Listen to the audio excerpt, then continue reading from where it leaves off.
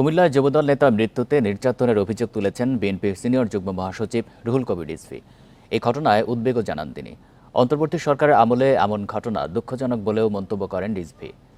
রাজধানীর ভাসানী মিলনায়তনে এক অনুষ্ঠানে রুহুল কবির রিজভী বলেন, জনগণ যখন সুষ্ঠু নির্বাচনের প্রস্তুতি নিচ্ছে, আবার কেন বিচার বহির্ভূত হত্যার ঘটনা ঘটছে? অন্যায় করলে এর বিচার করবে আদালত, আইনশৃঙ্খলা বাহিনী নয়।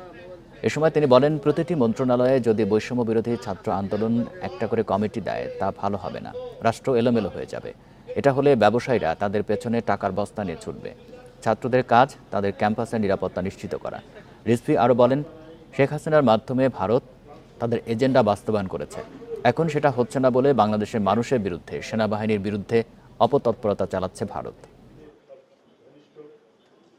কুমিল্লার যুবদলের একটা ছেলেকে ধরে নিয়ে গিয়ে তাকে যখন ফেরত দিচ্ছে আইন শৃঙ্খলা বাহিনী, তখন তাকে মৃত ফেরত দিচ্ছে। তো ডক্টর ইউনূস সাহেবের আমলে এই ঘটনা ঘটবে কেন?